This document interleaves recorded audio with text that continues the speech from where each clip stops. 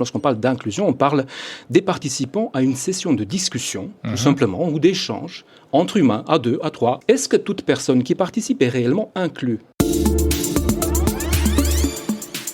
Bonjour Cyprien Mélian. Bonjour. Vous dirigez l'entreprise Livedeo à Besançon. Vous êtes cofondateur et CEO.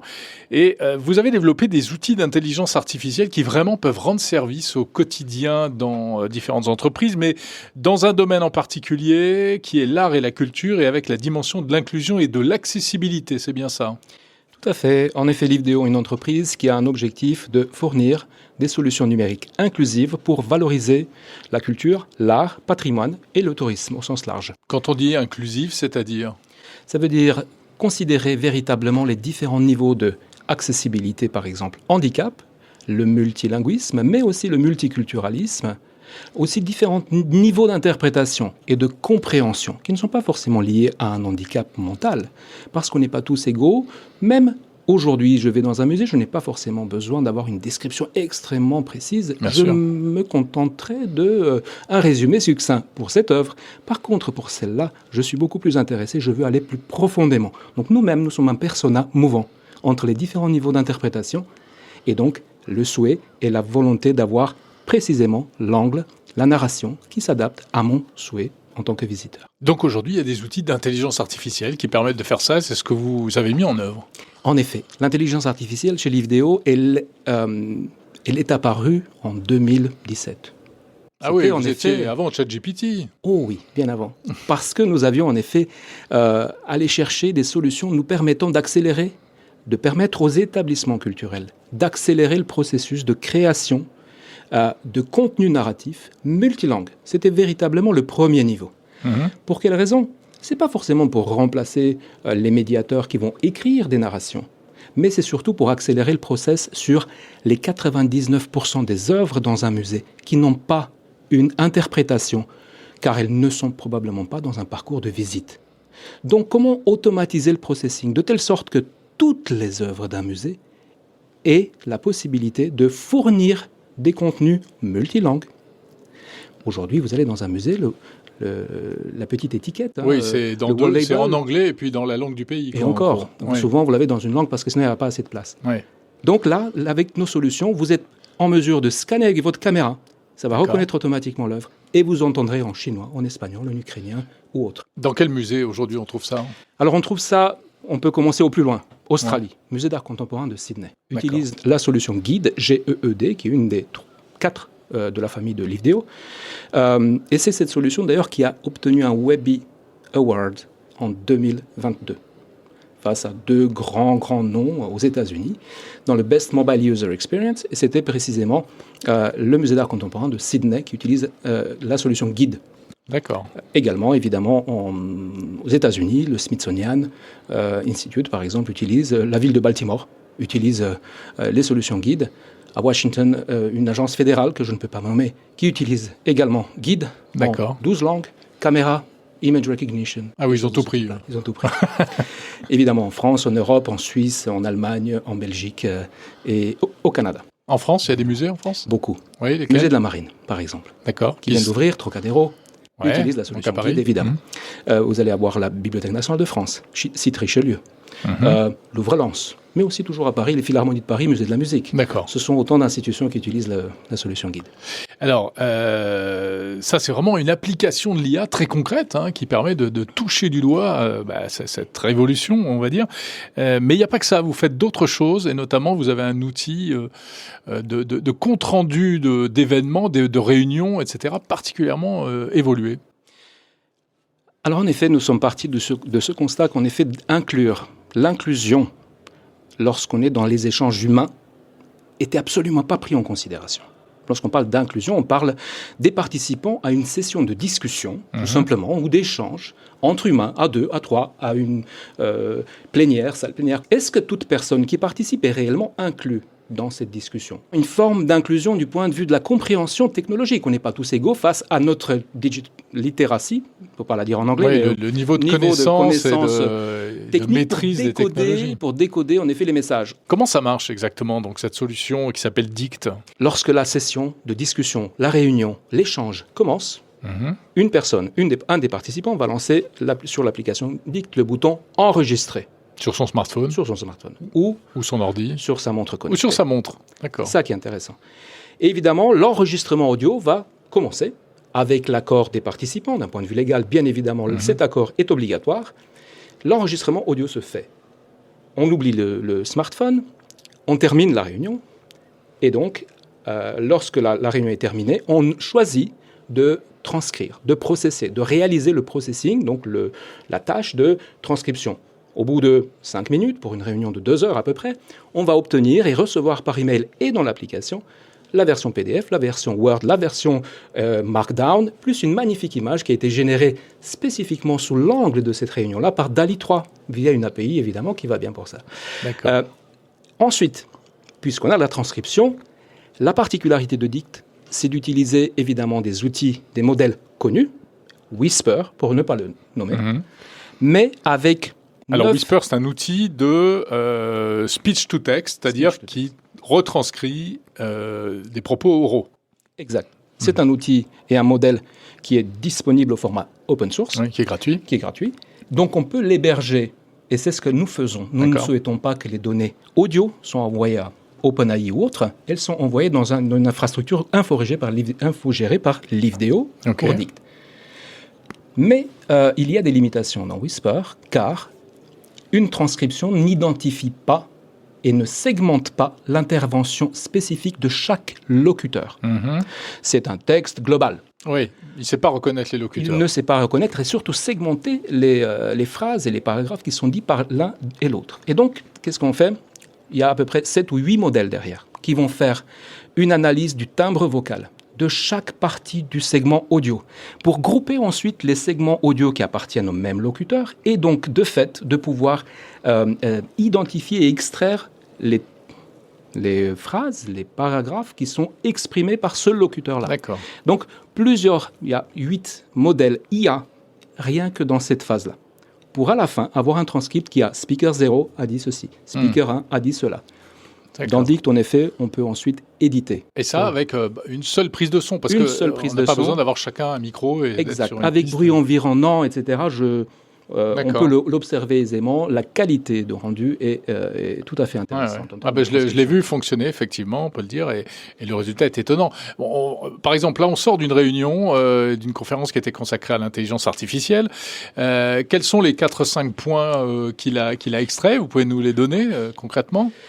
En effet, on a fait ensuite, suite à la transcription, 2 analyses. Un compte-rendu simplifié, 2 pages maximum, c'est une des fonctionnalités de Dict, et une analyse SWOT, force, faiblesse, opportunité et risque. Les deux, donc, si je prends par exemple parmi les forces, si je regarde l'analyse SWOT, juste quelques mots. Bien évidemment, quelques mots, c'est force, capacité de l'IA à traiter, analyser des grandes quantités de données pour fournir des insights précieux. Et par exemple, une faiblesse, coût potentiellement élevé de l'adoption de l'IA, notamment pour les solutions plus avancées. Et c'est précisément ce qui a été évoqué pendant cette session. Également, on peut l'interroger, y compris oralement. Exactement, à l'écrit et à l'oral.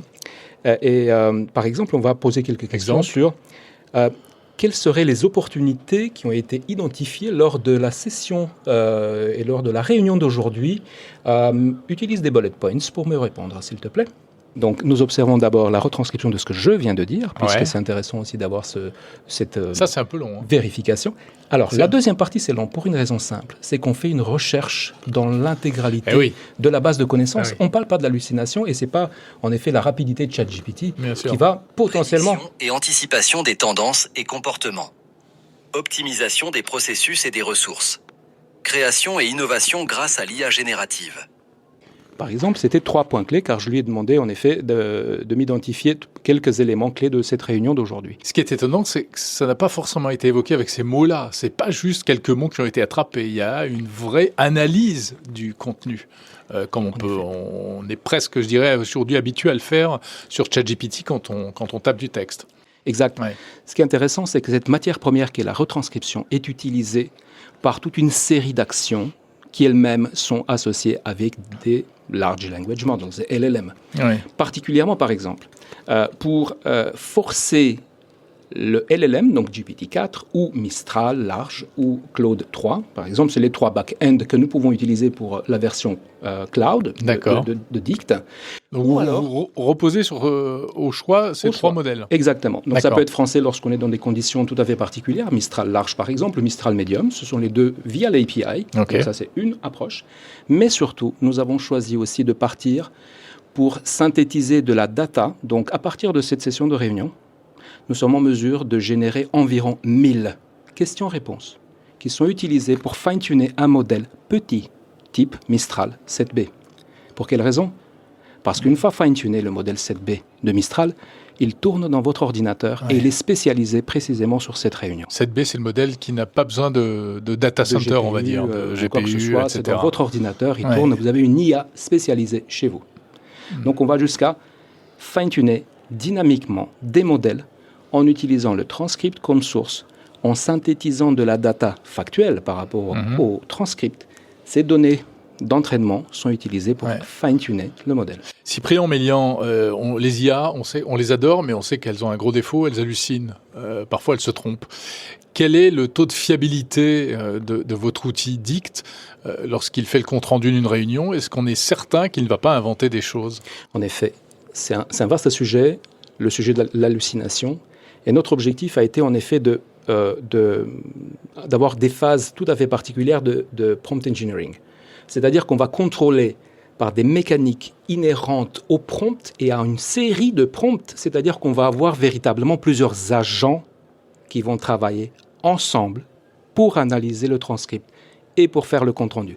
On va avoir un agent qui va d'abord lister les thèmes principaux et ensuite, avec lui-même, spécialisé avec un prompt initial qui va dire « Tu es un magnifique agent qui travaille sous cet angle, voici tes skills, voici ta démarche, voici ce que tu ne dois pas faire. » Une fois que tu as fait terminer le travail, tu vas passer la main au deuxième agent. Cet agent-là, il est spécialisé plutôt dans l'interprétation point initial, point numéro 1.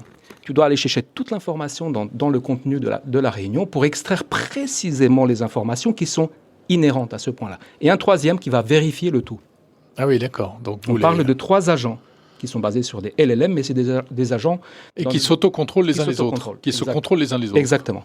C'est pour cela d'ailleurs qu'on n'a pas un transcript qui est instantané.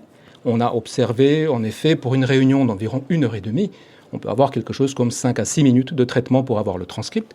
Et ensuite, 1 minute pour avoir les comptes rendus, SWOT, etc. Donc, c'est-à-dire qu'ils ne sont pas instantanés. C'est un outil qui est accessible à tout le monde, à toutes les entreprises aujourd'hui, en termes de budget notamment. Combien ça coûte ? Alors, aujourd'hui, nous sommes dans une phase de version bêta publique. Pour l'instant, c'est une version qui est gratuite. C'est-à-dire qu'en effet, ce qui nous intéresse nous aujourd'hui, c'est de comprendre quels sont, on va dire, les retours.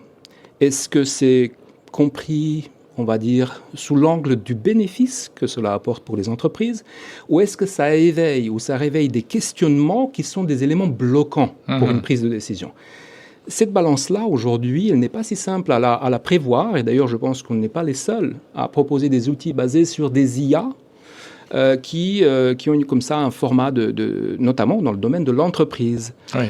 C'est pour cela d'ailleurs qu'on a une offre, que nous va proposer une offre basée sur un boîtier, le DictBox. Et ce boîtier-là, on va l'annoncer sous 45 jours, présenté sous 45 jours, et c'est un boîtier qui va faire tourner les fameux petits modèles en local dans votre entreprise. Donc pas besoin de cloud. Zéro cloud, zéro Internet. Quel avantage ? Confidentialité des données à 100%. Un modèle hyper spécialisé basé sur vos propres données d'entreprise. Donc on ne parle pas là de RAG, Retrieval Augmented Generation. On parle précisément d'un modèle fine-tuné sur vos propres données.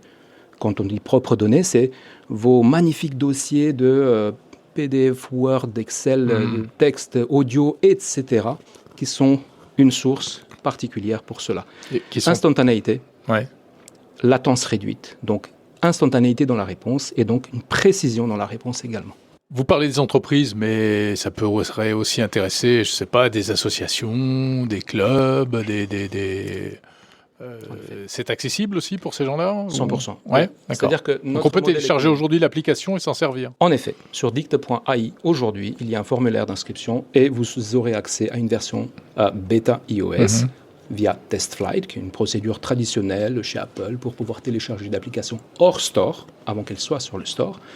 Le modèle économique, précisément, et notamment les niveaux de prix, sont en cours de définition de notre côté. Donc, on ne va pas s'avancer sur des prix avant d'avoir compris, en effet, quelle est la forme d'intérêt que l'outil manifeste, à la fois sur sa version que l'on pourrait appeler grand public, association, etc., et une autre version qui est plutôt entreprise, avec une garantie 100% sur la confidentialité de données, les modèles locaux, et ainsi de suite. Donc, je ne pourrais pas me prononcer, mais ce sont des tarifs qui sont connus, on va dire, dans les modèles, dans les applications type ChatGPT, Claude, Midjourney, etc., dans les mêmes prix, pour justement donner aussi cette envie de faire le pas et d'arrêter peut-être un mois plus tard, si ça ne nous convient plus. Ouais. Vous êtes en fait un petit peu les... Comment dire ? Je ne sais pas comment on peut dire ça, mais la deuxième ligne après les géants qu'on connaît, c'est-à-dire les véritables... Vous êtes des raffineurs de ces technologies-là, d'une certaine manière. Vous avez tout à fait raison. C'est en effet une belle comparaison, analogie, excusez-moi. Nous sommes probablement ceux qui essayons de mettre en musique non pas plutôt des partitions particulières, si vous voulez, avec une forme d'interprétation particulière qui s'adapte à un usage précis, à un domaine précis, une verticale business précise, en prenant en considération, et c'est une de nos spécificités, la dimension inclusion, accessibilité. Vous imaginez, suite à une forme de réunion, chaque personne peut recevoir en espagnol le compte-rendu ou en français facile à lire et à comprendre. Et ce sujet-là, pour nous, il est déterminant. Car chez Livdeo, notre mission est véritablement d'apporter l'art, la culture, la connaissance, les échanges humains, l'éducation pour tous, véritablement. Et c'est notre mission et engagement chez Livdeo. Merci beaucoup, Cyprien Mélian, CEO et cofondateur de Livdeo. J'étais ravi. Merci infiniment, Jérôme.